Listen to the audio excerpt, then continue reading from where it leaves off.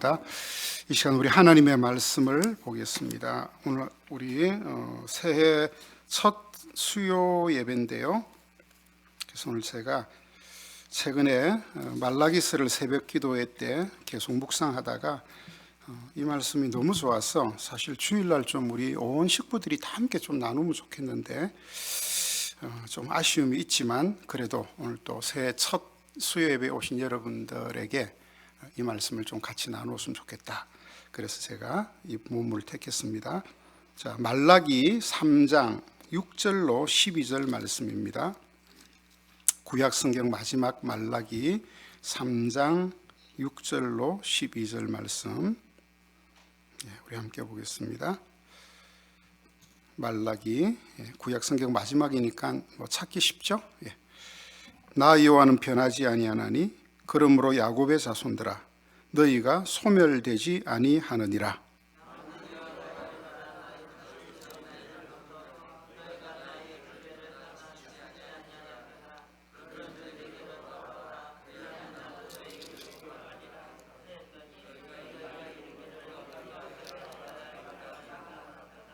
사람이 어찌 하나님의 것을 도둑질하겠느냐? 그러나 너희는 나의 것을 도둑질하고도 말하기를 우리가 어떻게 주의 것을 도둑질하였나이까 하는도다. 이는 곧 11조와 봉헌물이라.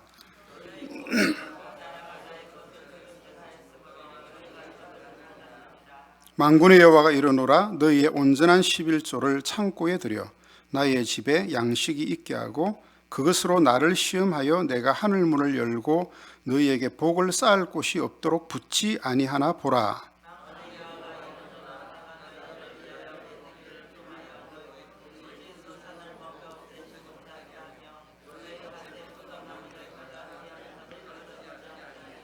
함께 읽습니다. 너희 땅이 아름다워짐으로 모든 이방인들이 너희를 복되다 하리라. 만군의 여호와의 말이니라. 아멘. 우리 예물 드린 손길이 있어서 잠깐 기도. 올 한 해 하나님의 은혜로, 올 한 해도 하나님의 은혜로 살게 해 주옵소서. 우리 김순자 권사님, 하나님 특별한 마음으로 또 이렇게 송구영신 예배 너무 늦은 밤이라 오지 못하고 수요 예배 밤에 주 앞에 첫 예물을 드렸습니다. 사랑하는 당신의 종의 마음을 헤아려 주시고 이 한 해 이 고백처럼 하나님의 은혜로만 살게 도와주옵소서. 축복하며 예수님 이름으로 기도합니다. 아멘. 감사합니다. 자, 이런 말라기는 히브리어로 말라카이 그런 말입니다. 그러니까 말라기라 그래서 우리가 한자로 생각해서 말자가 끝말 이렇게 마지막이라서 말라기인가 이렇게 생각하시지 말고 말라기는 히브리어로 말라카이. 이게 무슨 얘기냐면 나의 사자, 나의 메신저 그런 말입니다. 이제 말라기를 통하여 하나님은 자기 백성들에게 마지막 예언의 말씀을 주시고 앞으로 400년 동안 선지자가 나타나지 않습니다. 왜냐하면 말라기에 앞으로 나의 사자, 언약의 사자가 너희들에게 임할 것이다. 그래서 모든 것을 해결해 줄 것이다 라고 약속이기 때문에 더 이상 선지자가 필요하지 않았어요. 그 400년간을 이스라엘 백성들은 이 말라기의 말씀을 조금 오해한 부분이 있어서 그들이 이것을 암흑기라고 그렇게 이야기합니다. 자, 어쨌든 이 말라기서가 왜 쓰여졌냐면 이스라엘 백성들이 바벨론 포로 생활을 마치고 하나님의 은혜 가운데 귀국을 해요. 이제 고국으로 돌아와서 하나님의 약속대로 성벽을 재건하고 성전 건축을 하고 이제 자기들의 일상의 삶을 되찾아가는데 그것뿐 아니라 종교개혁 같은 미스바 성회를 열어서 막 그들이 막 회개도 하고 하나님 앞에 이제 정말 제대로 살겠다고 그렇게 70년간 종살이 하고 왔으니까 얼마나 감격이 새롭겠어요. 그래서 하나님 앞에 모든 걸 다 고백하면서 사는데 세월이 지났는데 실질적으로 이스라엘 백성들의 삶은 나아지지 않았어요. 그 전쟁으로 인하여 폐허된 나라를 일으키는데 그 복구가 얼마나 힘들었겠어요. 요즘 같으면 유엔의 지원도 있고 딴 나라가 지원도 있고 해서 막 도와주고 하지만 옛날에는 자기가 다 그거 해야 돼. 그렇게 하는데도 여전히 옆에 있는 주변 국가들이 이스라엘을 계속적으로 호시탐탐 침략을 합니다. 그러니까 이스라엘 백성들이 너무너무 여기에 공고하고 지친 거예요. 그런데 자기들이 분명히 들을 때는 선지자들로부터 들을 때는 너희가 이제 그 땅에 복귀하면 정말 꿈의 나라를 만들어주겠다 하는 것이 그들에게 준 희망의 메시지였습니다. 그런데 그런 꿈의 나라는커녕 뭐 무지갯빛의 이런 빛깔도 하나 나타나지 않는 현실이 계속되는 거예요. 그래서 그들은 다시 옛날 심판받기 전에 하나님을 멀리했던 자기 마음대로 살았던 그 시절의 삶으로 되돌아가려고 하는 거예요. 그래서 하나님이 말라기 선지자를 통하여 그러지 말아라. 너희는 내 백성이 아니냐. 이제 너희는 그렇게 하지 말고 나를 제발 좀 무시하지 말고 나는 다 계획과 뜻이 있단다. 내가 그 계획을 차근차근 이루어갈 테니 너희는 제발 나를 좀 존중해달라. 나를 좀 집중해달라. 그렇게 하나님 말씀하시는 거예요. 말라기서는 이런 하나님과 그 백성들 사이에 6개의 큰 논쟁으로 구성되어 있습니다. 첫 번째 논쟁은 이렇게 이야기했어요. 내가 너희를 사랑하지 않았느냐? 그랬더니 이 백성들이 언제 하나님이 우리를 사랑했다는 말입니까? 하나님이 우리를 사랑한 꼴이 욕꼴입니까? 그렇게 하나님 앞에 대들은 거예요. 그랬더니 하나님이 아니야, 생각해봐라. 야곱과 에서, 내가 에서를 버리고 야곱을 택하지 않았냐? 에서가 훨씬 더 매력적인 사람이고 훨씬 더 남자답고 한데 내가 야곱을 택하지 않았냐? 내가 그렇게 너희를 택했단다.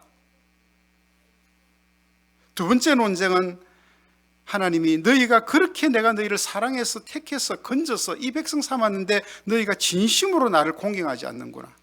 너희의 제사를 보면 너희들의 예배 드리는 거 보면 내가 대충 알아먹었다. 그러니까 이 백성들이 또 뭐라고 하나님 앞에 대꾸를 하냐면 우리가 언제 하나님의 이름을 멸시했습니까? 그러니까 하나님이 너희들 헌물 드릴 때 제사 드릴 때 맨날 비루먹은 거, 안 좋은 거, 어디서 착취한 거 이런 거 너희들 갖다 바치지 않았냐? 그러면서 너희들이 하는 얘기가 괜찮아. 그리고 제사 드리는 거, 예배 드리는 걸 짜증스럽게 여기고 너희들이 정말 이것을 번거로운 제사라고 너희들이 그렇게 말하지 않았냐? 나 너무 불쾌하다. 세 번째 논쟁은요, 하나님이 너희가 그런 것도 뭐 내가 또 넘어갈 수 있지만 내가 너희들에게 진짜 형제로 준 너희 형제들에게 너희가 거짓을 행한다. 첫째는 너희가 이방인들과 자폰하는 그거 내가 못 보겠다. 나는 너희들을 통하여 거룩한 후손을 내가 얻기 원하는데 너희들은 자꾸 이방 사람들하고 결혼해가지고 자꾸 이 나라의 옛날처럼 그 솔로몬 시대 또 너희들이 하나님을 정말 떠나있던 그 시대처럼 이 나라 이 민족을 내 국가, 내 거룩한 국가를 만들지 않고 이렇게 너희들이 만들라 그러는구나. 그리고 왜 결혼한 아내와 사랑한 아내와 자꾸 이혼하고 내보내려고 그러느냐? 여자들 힘없다고 그럴 수가 있느냐? 그랬더니 그들이 회개하기는커녕 야, 우리는 하나님께 정말 부당한 대우를 받는다. 우리 열심히 하려고 애썼는데 하나님은 우리를 인정해 주지 않으셔. 그러는 거예요. 네 번째 논쟁은요, 하나님이 이렇게 이야기합니다. 너희가 말로 나를 괴롭히는구나. 이스라엘 백성들이 이렇게 하는 거예요. 어떤 죄인들은 보니까 아무 탈 없이 잘 살거든요. 자기들은 또 의롭게 살려고 하는데도 어려움을 당하거든요. 그러니까 뭐라 그러냐면 하나님 그것 보세요. 하나님은 공의로우십니까? 아니 저 이방 민족들은 저렇게 하나님 없는데도 맨날 강에서 우리나라 넘보러 오고 요 아무개는 정말 자기 마음대로 사는데도 저렇게 남 덩치 먹으면서 잘 사는데 나는 그래도 신앙대로 살려고 그랬는데 나는 이 모양 이 꼴로 살게 하십니까? 하나님 공의 하나님 없습니다. 그때 하나님께서 아니다. 공의의 하나님, 나는 정말 공의의 하나님이다. 그렇게 이야기하는 이들이 뭐라면 언제 우리가 하나님을 괴롭게 했습니까? 그러십니다. 그래서 하나님이 내가 앞으로 나의 사자, 내 언약의 사자를 임했어. 내가 모든 것을 제자리에 돌려놓겠다. 이게 이제 네 번째까지의 논쟁입니다. 말라기서 많이 왔죠, 여러분들. 자, 그리고 오늘 본문이 다섯 번째 논쟁인데 우리가 읽었죠. 내게로 돌아오라. 그러면 나도 너희에게로 돌아가리라. 그러니까 이스라엘 백성들이 우리가 어떻게 하나님께 돌아가겠나이까? 그런데 이 말의 속뜻은 이 말은 무슨 회개하는 말처럼 들리는데 이 말의 뜻은 우리가 언제 하나님을 떠난 적이 있습니까? 그런 말이에요. 그래서 하나님께서 너희가 나를 떠나 있지 않았다고? 그래서 하나님이 속속들이 그들이 하나님을 떠나 있다는 증거를 지금 남기는 거예요. 자, 그게 오늘 본문이고요. 그 다음에 여섯 번째 마지막 논쟁이 있어요. 이 논쟁이 궁금하신 분은 내일 새벽 기도에 나오시면 제가 알려드리겠습니다. 그러면 이제 말라기서가 다 보는 거예요. 하나님을 신뢰하고 하나님께 모든 것을 맡기고 전적으로 하나님께로 돌아갈 수 있는 방법이 뭘까? 그 전제가 6절에 있어요. 6절 보십시오. 자, 같이 한번 읽어볼까요? 여러분 성경 보셔야 돼요. 시작. 나 여호와는 변하지 아니하나니 그러므로 야곱의 자손들아 너희가 소멸되지 아니하. 지금 하나님이 이스라엘 백성들을 꾸짖으시는데, 야, 나는 변함이 없는 하나님이다. 내가 너희를 한번 사랑하기로 작정한 이거 절대로 변치 않는다. 내가 반드시 너희들 돌이켜서 이룰 거다. 너희들이 힘으로 안 되면 내가 내 사자를 보내서, 언약의 사자를 보내서, 이게 이제 앞으로 예수 그리스도신데, 내가 반드시 너희를 제자리에 돌려놓겠다. 이게 전제예요. 그러니까 여러분, 우리가 예수를 믿고 믿음으로 무엇인가를 할 때에 무엇을 전제로 살아야 되냐면, 세상 만사 다 변해도 절대 변하지 않는 진리가 하나 있어요. 그게 우리 믿음의 전제가 되어야 돼요. 될까 말까? 이루어질까 말까? 믿어도 되는 거야? 나 이렇게 했다가 진짜 손해보는 거 아니야? 그러지 마시고, 하나님은 변함이 없으신 하나님이다. 이게 우리 믿음의 전제예요. 새해는 어깨 좀 팍팍, 좀 어깨 펴고 팍팍 사셔도 돼요. 예. 천지가 개벽해도 절대로 불변하는 진리가 이겁니다. 사무엘상 15장 29절에 보니까 하나님이 사울을 패하시고 다윗을 세우기로 작정하시는데, 나중에 사울이 막 긴박하니까 사무엘에게 와서 그 좀 어떻게 좀 바꿔줄 수 없냐고, 나 잘못했다고 막 싹싹 비는데도 하나님이 노 그러십니다. 그러면서 사무엘 선지자가 한 얘기가 있어요. 이스라엘의 지존자는 거짓이나 변개함이 없으시니 그는 사람이 아니므로 이 말했다 저 말했다 결코 변함이 없으시다. 한 나라의 왕을 세우시는 이 일에, 한 나라의 왕을 폐하는 이 일에 하나님이 작정하시면 하나님은 반드시 자기가 작정하신 대로 한다는 거예요. 근데 하나님이 사울에게는 경고를 이미 몇 번 했잖아요. 아멜렉하고 전쟁할 때 너 그거 다 하나님의 소유니까 그거 너희들 그런 견물생심 생기지 않도록 다 죽이고 와. 그랬는데 딱 챙겨왔잖아요. 살찐 소와 막 짐승들 잡아갖고 뭐라 그랬어요? 하나님께 제사 드리려고 한다고. 그러니까 막 사무엘이 노발대발하면서 당신 듣는 것이 수양의 기름보다 낫고 순종이 제사보다 나은 거 모르냐? 오늘 하나님이 당신에게 정말 하나님께서 힘든 하나님의 결정하신 거 내가 일러줄게. 그러면서 당신 패하고 새 왕을 세우겠다 그러신다. 그때 깜짝 놀래갖고 막 그냥 막 손이 발이 되도록 빌죠. 그때 이 한 말이에요. 자, 지금 다섯 번째의 논쟁의 핵심은 뭐냐면 내게로 돌아오라는 겁니다. 어떻게 하나님께 돌아갈 수 있을까요? 하나님께서 그 논제를 제시합니다.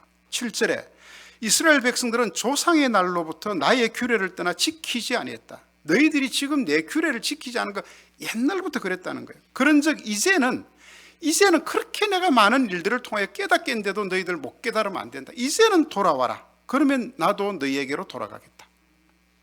다시 기본으로 돌아와서 나의 규례를 지켜라는 거예요. 여러분, 사람에게 있어서도 기본은 굉장히 중요합니다. 인생 살 때 여러분이 이 기본을 무시해버리면 절대 나한테 좋은 일이 있을 수 없습니다. 여러분, 이스라엘 백성들이 구약에서 계속적으로 선지자를 통하여 지적받았던 것이 뭐냐면, 이스라엘의 범죄는 하나님이 그들에게 말씀하신 기본을 다 떠났다는 거예요. 그게 뭐죠? 제가 간단하게 얘기해 드릴게요. 너희가 하나님의 인애를 떠났다는 거예요. 하나님의 헤세드, 가장 하나님이 원하시는 하나님의 헤세드, 인애를 너희들이 다 저버렸다는 거예요. 그 다음 하나님의 공의를 저버렸다는 거예요. 미시타프. 하나님은 공의로우신 하나님인데 너희는 전혀 공의롭지 않고 전부 다 너희 마음대로, 너희 기분대로, 너희 생각대로 한다는 거예요. 세 번째로는 그래서 하나님의 인애와 공의를 잃어버리니까 하나님의 뜻을 펼칠 수 없어요. 하나님의 뜻이 뭐예요? 세덱, 하나님의 의예요. 의. 하나님의 의, 하나님의 뜻. 그 나라와 그 의를 구하라 했을 때 그 이야기는 하나님의 뜻, 하나님의 신실한 통치가 이루어지지 않는다는 거예요. 이게 이스라엘 백성들의 가장 기본적인 삶인데 이 기본을 다 무너뜨렸어요. 남유다 역사를 보면 종교개혁을 했던 요시야라고 하는 아주 선한 왕이 있습니다. 33년을 다스렸죠. 정말 그때는 종교개혁을 일으켰고 이스라엘이 하나님 앞에서 온전하게 섰어요. 남유다가. 그런데 진짜 이상한 것은 하나님이 이 요시야를 엄청 칭찬하시는데 참 미안하게도 이런 성군 밑에 이상한 아들이 태어납니다. 그게 여호야김이에요. 이 여호야김은 진짜 하나님을 신뢰하지도 않고 친애굽 정책을 펼치다가 친바벨론 정책을 쓰는 세력에 의해서 암살을 당합니다. 그 암살당하기 전에 하나님께서 그 여호야김의 죽음을 예언하시면서 한 얘기가 아무도 그의 죽음을 슬퍼하지 않을 것이다. 누구도 애곡하지 않을 것이다. 그러면서 하나님도 얼마나 화가 났으면 그 이유를 이렇게 설명해요. 예레미야 22장 21절에 너가 평안할 때에 내가 너에게 말하였으나, 힘들 때 아니에요. 다 알아먹고 하나님 잘 섬길 수 있을 때 내가 너에게 말했지만 너의 말이 나는 듣지 아니하겠노라 하였나니 너는 어려서부터 내 목소리를 청종하지 아니함이 너의 습관이라. 희한하게 이런 돌연변이가 있다는 거예요. 어떻게 그 아버지가 그렇게 종교개혁을 일으키고 잘했는데, 하나님 뜻대로 살았는데, 그때 하나님의 인애와 공의와 의가 그 나라에 풍성해서 그 나라가 남유다가 든든했는데 이상한 놈이 그냥 하나가 이렇게 돌연변이처럼 나가지고 어려서부터 요건 뺀돌뺀돌하게 하나님 말씀을 안 듣고 지 맘대로 살았다는 거예요. 기본이 안 됐다는, 기본이. 여러분, 모든 것은 기본에서 시작합니다. 여러분은 기본을 잘 지키는지 한번 생각해 보세요. 사실 오늘 설교 제목인데 이게 사실은 책 제목이에요. 혹시 보신 분 계세요? 저자는 손웅정 씨입니다. 누구죠? 손흥민 아버지죠. 한번 여러분, 한 600여 페이지 되는 책인데 그렇게 뭐 아주 큰 이렇게 전설 같은 책은 아니니까 가볍게 볼 수 있는 책입니다. 이 책 내용은 기본이 중요하다는 것이 핵심이에요. 그래서 이 아버지가 손흥민 선수를 어릴 때부터 가르쳤는데, 그 손흥민 선수를 가르칠 때 정말 발기술보다도 기초, 체력, 성실함 이런 걸 가르쳤다는 거예요. 가장 강조한 것이 인성과 멘탈이었다, 그렇게 얘기합니다. 축구는 혼자 하는 경기가 아니다. 팀워크 경기다. 팀워크 경기. 그러므로 팀에 누가 되지 않도록 기본을 지켜라. 자기 컨디션 실패해서 경기에 나가면 팀 전체를 망하게 하는 것이다. 그런 내용입니다. 항상 겸손해라. 팀 분위기를 깨지 마라. 여러분, 겸손하지 못한 사람이 그 팀에 있으면 분위기를 다 깨버립니다. 배려해라. 정말 너가 골을 넣을 기회가 있더라도 누군가 선수가 쓰러져서 있으면 골을 밖으로 차내서 그 선수를 먼저 보호해줘라. 한 경기로 모든 걸 다 끝낼 거 아니지 않느냐. 순종해라. 코치가 너를 선발로 내보내지 않더라도 그 벤치에 앉아서 인상 쓰지 말고 잠잠히 기다려라. 그것을 조율하는 사람은 코치고 감독이다. 순종해라. 그리고 기도해라. 이분들이 크리스찬인지는 모르겠지만 인간은 자기 힘으로 다 되는 일이 있을 수 없다. 그러므로 신께 가호를 빌어라. 그래서 손흥민 선수가 운동장 나갈 때 잠시라도 이렇게 묵도하는 거 여러분 이렇게 한 번씩 보는데, 이런 것들을 어릴 때부터 철저하게 그 기본을 가르쳤다는 거예요. 그리고 절대로 네 입에서 월드 클래스라고 하는 말을 내뱉지 말아라. 그 말을 내뱉는 순간 너는 추락한다.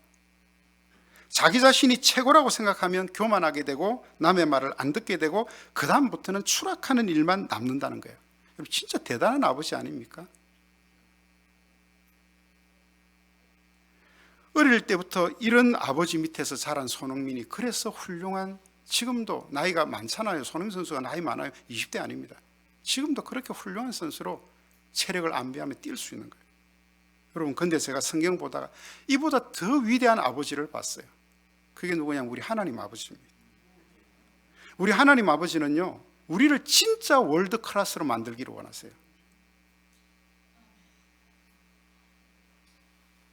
우리 하나님 아버지는 세상의 통치자고 세상의 주인이세요. 어느 누구도 어느 나라도 우리 아버지가 높이면 높아지고 세상에 가장 막강한 권력을 쥐고 있어도 하나님이 낮추면 바로 낮아집니다. 하나님이 하시는 거예요. 그 아버지가 우리와 함께 이 세상을 같이 통치하기를 원하세요. 그런데 우리가 기본도 안 지키고 월드 클래스가 안 돼 있으면 할 수 있겠어요, 없겠어요? 못하는 거예요. 그래서 우리에게 끊임없이 하나님은 우리에게 기본을 강조하시는 거예요. 나의 규례를 지키라. 인애의 사람이 되라. 정말 가난하고 소외된 곳, 나보다 힘들고 못한 사람들이 있다면 그냥 지나치지 말아라. 공의의 사람이 되라. 여러분, 공의는 나만 바르고 잘났다고 소리치는 것이 공의가 아닙니다. 내 발음을 가지고 그렇지 못한 정말 약한 사람들을 그 발음 가운데로 이끄는 것이 참된 공의예요. 여러분, 대표적인 공의가 뭡니까? 하나님의 공의, 그것이 십자가입니다. 언제 주님이 나만 잘났다고 그러셨습니까? 주님은 자기를 버려서 많은 죄인을 구원시키신 거예요. 이것이 하나님의 공의입니다. 그리고 내 의를 이루어라. 그렇게 해야 하나님의 뜻이 이루어지고 하나님의 마음이 펼쳐지고 하나님의 그 의가 이루어진다는 거예요. 이게 하나님 아버지가 우리에게 원하는 월드 클래스의 삶이에요. 이런 하나님의 요구 앞에 이스라엘이 대답합니다. 우리가 어떻게 그러면 돌아가야 합니까? 얼핏 보면 마음을 낮추고 구체적인 회개 방법을 여쭙는 것 같은데 그게 아니라 그랬죠. 우리가 언제 당신을 떠났다고 그런 말씀을 합니까? 우리가 대체 무슨 규례를 어겼다고 맨날 회개하라고 하는 겁니까? 억울해하며 오만불순한 모습이 이스라엘의 모습이었습니다. 그러자 하나님께서 그들의 수많은 죄악 중 한 가지를 예로 듭니다. 그게 뭐냐면 11조의 문제였습니다. 그게 8절부터 12절까지의 내용이에요. 8절에 하나님은 사람이 어찌 하나님의 것을 도둑질하겠느냐 그러는데, 이스라엘은 우리가 어떻게 감히 하나님의 것을 도둑질하였나이까 라고 발뺌을 했어요. 11조와 봉헌물. 사실 여러분, 이 세상의 모든 것의 소유는 주인이 누구죠? 하나님이세요. 하나님이 세상 만물을 지으시고 그 다음 우리를 창조하시고 그 모든 것을 우리가 살 수 있도록 하나님이 우리에게 주신 거예요. 그래서 성경을 보면 시편 50편 10절에 보면 이는 산림의 짐승들 무산의 가축들이 다 내 것이며 산의 모든 새들도 내가 아는 것이며 들의 짐승도 내 것이라. 12절 내가 가령 주려도 내게 이르지 아니할 것은 세계와 거기에 충만한 것이 내 것이기 때문이다. 출애굽기 15장 5절에는 이런 말씀을 했어요. 세계가 다 내게 속하였나니 너희가 내 말을 잘 듣고 내 언약을 지키면 너희는 모든 민족 중에 내 소유가 되리라. 여러분, 우리가 가진 모든 것 중에 하나라도 예외 없이 우리가 가진 것은 다 하나님으로부터 온 선물이에요. 오늘 우리가 2025년도 1월 1일을 선물로 받은 거예요. 이 시간 하나님의 선물 받았기 때문에 여러분 이렇게 교회 와서 예배 드릴 수 있고 기도할 수 있고 찬송할 수 있는 거예요. 이 선물을 받지 못해서 어저께 가신 분들도 많아요. 11조는 하나님의 것을 하나님의 것이라고 인정하는 신앙 고백입니다. 이게 기본이라는 게 기본. 역대상 29장 14절 16절에 보니까 다윗은 성전 건축을 하려고 그랬는데 하나님 못하겠잖아요. 그리고 하나님이 네 아들에게 내가 하게 하겠다. 그래서 이 다윗이 너무너무 마음에 자기는 성전 건축하고 싶은데 못하게 하니까 내가 그 준비라도 해주고 내가 죽어야 되겠다. 그래서 백성들을 다 모아놓고 방백들을 모아놓고 이제 하나님 성전을 우리가 정말 아름답게 짓는데 나는 못하지만 내 자녀가 할 거다. 우리 다 같은 마음으로 헌금하자. 그랬더니 다윗이 자기 것부터 먼저 내놨어요. 그랬더니 온 백성이 이게 성전 건축을 하고 차고 넘치도록 모였어요. 그러고 난 다음에 다윗이 한 고백이 역대상 29장 14절이에요. 나와 내 백성이 무시기에 이처럼 즐거운 마음으로 드릴 힘이 있었나이까. 모든 것이 주께로 말미암아 싸우니 우리가 주의 손에서 받은 것으로 주께 드렸을 뿐입니다. 여러분 진짜 다윗 멋있지 않아요? 11조는요 내가 있는 것 중에 일부 그냥 기마이 그게 아니에요. 내 것을 떼서 낸 게 아닙니다. 하나님 것을 드린 거예요. 하나님 것을. 그게 11조의 기본 정신이에요. 이거 드릴 때 아깝다 말다 다 드릴까 말까 막 이게 아니라 다 하나님께로 왔습니다. 그 마음을 가지고 하나님께 감사한 마음으로 바치는 게 11조예요. 16절에는 이랬어요. 우리 하나님 여호와여, 우리가 주의 거룩한 이름을 위하여 이 성전을 건축하려고 미리 저축한 이 모든 물건이, 이 모든 헌금이 다 주의 손에서 왔나이다. 다 주의 것입니다. 내가 수고하고 애써서 다 기마이 하듯이 드리고 그런 게 아니라는 거예요. 그건 11조가 이미 아닙니다. 그건 11조를 드려도 하나님 11조를 안 받아요. 그러므로 11조는 그렇게 주께로부터 받은 10분의 1을 여호와의 것으로 성별하여 바쳐야 하는 규정을 해놨어요. 레위기 27장 37절에 보시면 그리고 그 땅의 10분의 1 곧 그 땅의 곡식이나 나무의 열매는 그 10분의 1은 여호와의 것이니 여호와의 성물이라 그렇게 해놨어요. 다시 말하면 11조는 모든 것이 하나님의 것입니다라고 하는 우리의 신앙 고백인과 동시에 그 신앙 고백을 11조라고 하는 장치를 만들어 놔서 실제로 그것을 그렇게 하라고, 그 감사와 하나님을 경외하는 표시를 하라고, 그 마음을 잊지 말라고 우리에게 해놓은 장치예요. 신명기 14장 22절 너는 마땅히 매년 토지 소산의 11조를 드릴 것이며, 23절 내 하나님 여호와의 앞 곧 여호와께서 그의 이름을 두시려고 택하신 곳에서 내 곡식과 포도주와 기름의 11조를 먹으며 또 내 소와 양의 처음 난 것을 먹고 내 하나님 여호와를 경외하기를 항상 배울 것이니라. 항상 배워라. 11조를 할 때마다 하나님, 모든 것이 다 하나님의 것이죠. 내 삶을 이렇게 윤택하게 해주시고 이번 달도 하나님 나 먹고 살게 해주시고 하나님 책임주셔서 너무 감사합니다. 주님, 10분의 1을 드리지만 사실은 내 마음, 내 전부를 하나님 앞에 10분의 9를 하나님 뜻대로, 하나님 마음대로 내가 쓰겠습니다. 그 마음으로 드려요. 10분의 1만 11조라고 그건 하나님 거, 10분의 9는 내 게 아니에요.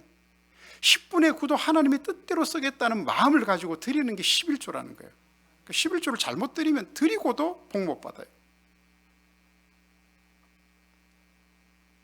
물론 당시에 현실적으로 그 11조는 하나님의 성전을 위하여 봉사하는 풀타임 워커였던 사역자들인 레위 지파의 생계 유지와 그 당시 빈곤한 자들의 그 구제를 하라고 정확한 목적을 계시해 줬어요. 여기에 보면 조금 더 11조의 목적이 조금 더 정확하게 기록되어 있습니다. 민수기 18장 23절 그러나 레위인은 회막에서 봉사하며 자기들의 죄를 담당할 것이요 이스라엘 자손 중에는 기업이 없을 것이니 이는 너희의 대대의 영원한 율례라. 이스라엘 자손이 여호와께 거제로 드리는 11조를 레위인에게 기업으로 주었으므로 내가 그들에게 말하기를 이스라엘 자손 중에 너희들은 기업이 없다. 레위인이 아무 일 하지 않고 성전 봉사만 다 하는 일도 벽이었는데 하나님께서 모든 사람들을 공평하게 하시려고 하나님의 인애와 공의와 하나님의 뜻을 온전하게 다 이루시려고 레위 지파에게 그것들을 줬다는 거예요. 그리고 신명기 26장 12절에는요 셋째 곧 11조를 드리는 해에 내 모든 소산의 11조 내기를 마친 후에 그것을 가지고 레위인과 객과 고아와 과부에게 주어 내 성읍 안에서 먹고 배부르게 하라. 무슨 얘기냐면 하나님의 인애와 공의와 의를 이루기 위한 장치로 11조를 주셔서 너희 가운데 모든 사람들이 다 공평하게 하나님의 은혜를 누리도록 하라는 거예요. 여러분 우리가 살다 보면 금수저로 태어난 사람도 있고 흙수저로 태어난 사람도 있어요. 그러면 누가 그 몫을 감당해야 돼요? 금수저로 태어난 사람이 흙수저로 태어난 사람들의 그 몫, 다 하나님이 만드신 이 세상 가운데서 그들의 연약한 몫을 서로 감당해라는 거예요. 어려운 자들을 돌아볼 때 그런 마음으로 돌아보라는 거예요. 기마이 쓴다 이게 아니고 정말 하나님 내게 너무 많은 것을 주셨고 나로 그 축복의 통로가 되게 하셨사오니 나를 통하여 어렵고 힘든 자들이 좀 힘을 얻고 격려를 얻었으면 좋겠다. 그게 11조의 정신입니다. 여러분 마태복음 23장 23절에 보면 또 중요한 얘기 한번 여러분 이건 한번 찾아 나와 있습니까? 예, 한번 보세요. 자, 마태복음 23장 23절 신약에서 11조를 얘기하는 대목인데요. 화 있을전저 외식하는 서기관들과 바리새인들이여 너희가 박하와 회양과 근처의 11조는 드리되 율법에 더 중한 바 정의와 긍휼과 믿음은 버렸도다. 그러나 이것도 행하고 저것도 버리지 말아야 할지니라. 자, 요즘 여러분 유튜브에 뭐 11조가 구약의 율법이기 때문에 막 그거 안 해도 된다, 뭐 이런 막 엄청 많죠. 그런 조회수가 너무 많아요. 사람들이 다 11조 하기 싫으니까. 그런 거 보고 11조 안 해도 되네. 11조는 구약의 율법에 명시가 되어 있지만 11조는요, 이미 율법 전에부터 11조는 아브라함 때부터 11조는 있었어요. 그리고 주님이 오셔서 율법을 다 폐한 이 시대에 주님이 뭐라 그래요? 11조를 드리면서 너희가 율법에 더 중한 바는 진짜 11조의 정신인 그 율법에 중한 바는 너희가 지키지 않으면서 너 그것만 하고 하면 땡이라고 생각하냐? 아니야, 이것도 하고 이것도 해야 돼. 이게 주님의 명령이에요. 여기 보세요. 그 당시 바리새인과 서기관들은요, 철저하게 11조를 드렸어요. 여러분, 전 세계에서 11조를 제일 철저하게 드리는 나라가 어딘지 아세요? 안 들어보셨어요? 자부심을 가지세요. 대한민국이에요. 우리나라 성도만큼 11조를 철저하게 드리는 성도들이 없습니다. 최고로 11조 잘 드려요, 우리나라 성도들이. 그런데 우리보다도 훨씬 더 11조를 정말 제대로 드렸던 사람들이 바리새인하고 서기관들이었어요. 이 사람들은 막 그 율법에 있는 그대로. 그래서 어떻게 드렸냐면 여기 보니까 박하와 회향과 근처의 11조도 드렸다. 이건 뭐냐면 이 사람들이 주 농산물인 그것에 11조를 드리는데, 이건 뭐냐면 박하, 회향, 근처, 이거는요, 이거 해가지고 수입해서 뭐 벌이하는 게 아니라 텃밭에 가꾸어서 자기 집에 약용작물로 쓰고 요런 거예요. 말하자면은 텃밭에 심어놓은 쌍추 이런 거예요. 이런 것까지도 그들은 철저하게 10분의 1 딱 해가지고 11조를 드렸다는 거예요. 근데 주님 뭐라 그러시죠? 너희들은 그런 걸 그렇게 철저하게 한다고 하면서 진짜 그 11조의 정신인 정의와 긍휼과 믿음은 버렸구나. 이 세상 주인이 진짜 하나님이셔서 가난한 자를 돌아보고 힘든 사람들, 소외된 사람을 챙기고 주의 일에 힘쓰고, 이런 것들은 너희들이 생각하지 않고 나는 요거 지켰어, 내 것 가운데 10분의 1만 드렸으니까 난 책임을 다한 거야, 그렇게 생각한다. 그러니까 하나님의 것이 하나님의 것이라고 생각하지 않는 마음이 바로 도둑질하리라. 도둑질. 지금 말라기 선지자가 꾸짖는 내용이 그거예요. 너희가 하나님의 것을 도둑질했도다. 11조와 봉헌물, 그런 마음으로 드리지 않는다는 거예요. 여러분,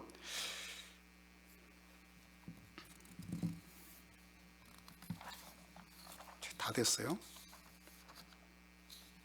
하나님은 온 이스라엘 나라가 하나님의 것을 도둑질했기 때문에 9절에 하나님께서 그들에게 가뭄을 주시고 병충해를 주시고 그렇게 저주하셨다는 겁니다.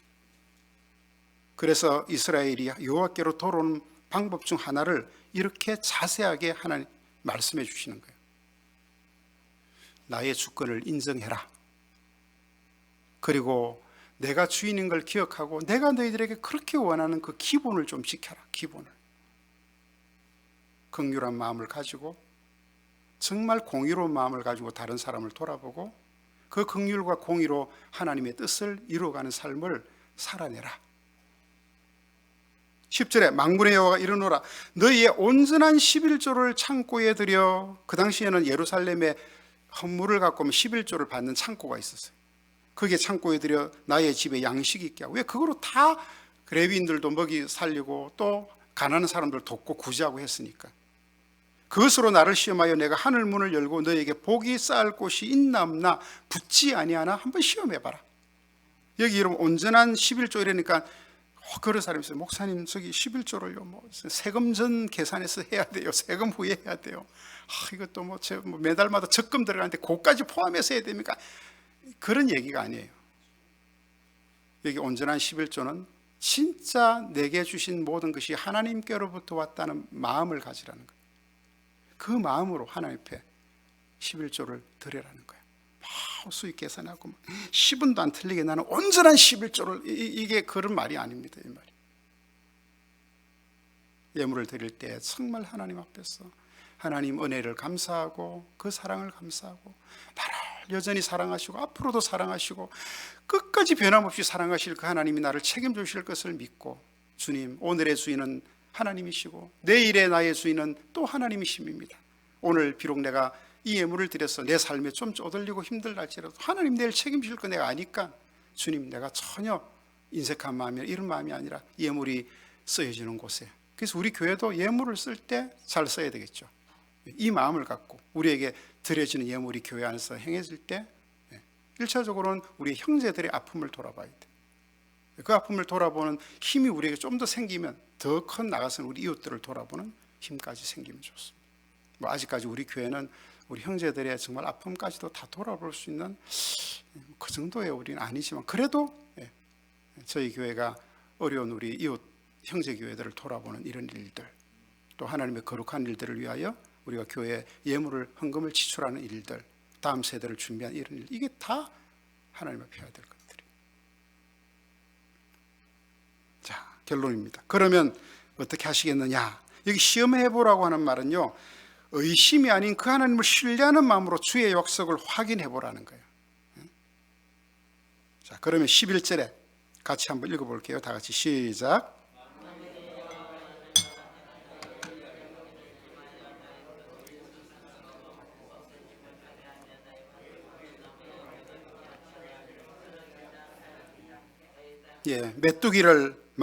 메뚜기를 막아줘야 우리 토지의 소산이 열매를 맺고 거둘 거 아니에요. 이거 메뚜기가 오면 다 깔아먹어버리고, 이런 축사게 해놓고 그죠? 메뚜기 와가지고 확 이리다 그냥 이렇게, 그렇게 하지 않게 하나님 하시겠다는 거예요. 그 다음 또 뭡니까? 과실이 기한 안에 떨어지지 않게 하겠다. 여러분 1년 내내 농사 지어서 그 풀 메고 약 주고 그 떼약볕에 했는데 그냥 가을에 태풍 와가지고 그냥 열매 출하하기도 전에 다 떨어져 버리면 얼마나 그 가슴 아파요.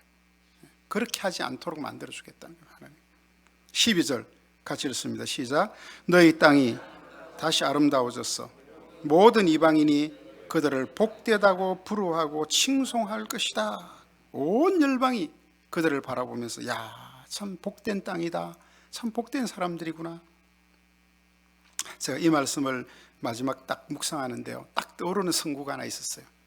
신명기 28장입니다. 혹시 이번 말씀 뽑을 때 신명기 28장 1절 말씀 뽑은 분이 없는지 모르겠어요. 제가 작년에 이 말씀을 뽑아서 제가 진짜 나 복 많이 받은 사람인데 뭔 또 복을 더 주시려고 하나님이 또 그러시나, 제가 그랬거든요.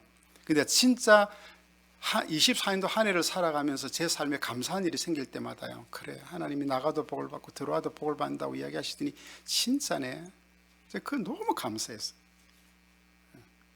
자, 우리 신명기 28장 1절부터 6절까지, 이건 모든 사람에게 주시는, 기본을 지켜 사는 모든 자기 백성에 주시는 하나님의 복이에요.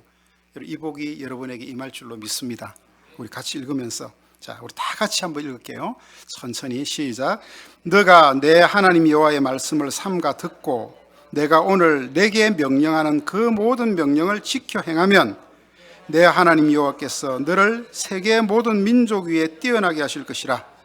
너가 내 하나님 여호와의 말씀을 청종하면 이 복이 내게 임하며 너에게 이르기를 성읍에서도 복을 받고 들에서도 복을 받을 것이며 내 몸의 자녀와 내 토지의 소산과 내 짐승의 새끼와 소와 양의 새끼가 복을 받을 것이며 내 광주리와 떡반죽 그릇이 복을 받을 것이며 너가 들어와도 복을 받고 나가도 복을 받을 것입니다.